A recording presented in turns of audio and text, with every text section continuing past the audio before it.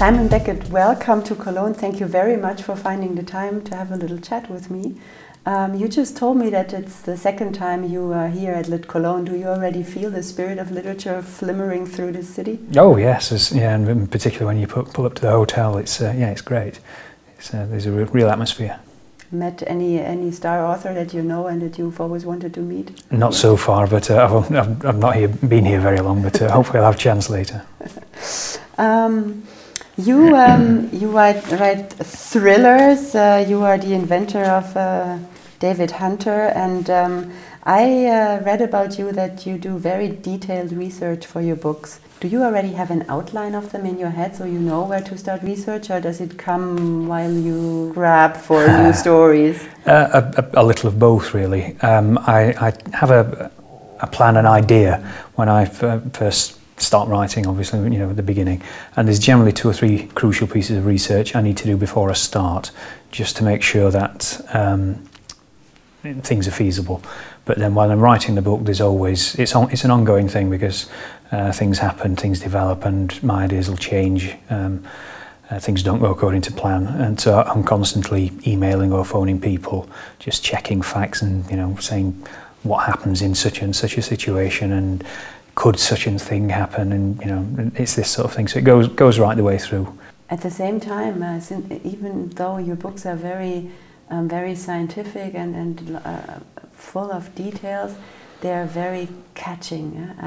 When I read this book, it's a big book. I started on a Saturday afternoon and I finished it on Sunday morning. Oh, great, good. So you write books for for a broad audience, but at the same time, you still have this something that also catches, I think, readers that usually don't just read any crime novel. Are you very specific about choosing the right words when you write, or is it a story that is in the foreground? It's both. I mean, I can't separate between the two, really. The story's the most important thing. I mean, everybody says about the forensics, and yes, the forensics is very important, but the forensics is part of the story.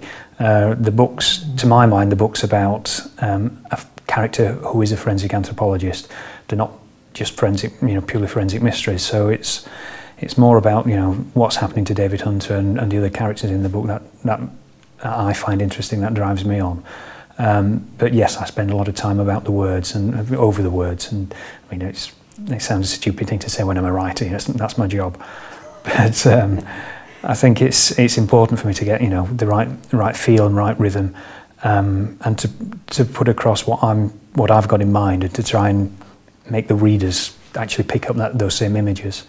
So if you're describing a landscape or something like that, a certain feel, I want to try and communicate that, so whoever's reading it will pick up on that directly. No, sometimes, your David Hunter is a very good observer, but sometimes, especially in the new book, he gets taken away from his path by other things. Very human. Yes. But I thought very un-David Hunterish. Oh, really? Yeah. Okay. So how come you let him do that? He makes mistakes, the same as everybody else. I mean, you said yourself, it's very human. And he's made mistakes in the other books as well, and in this one, because it's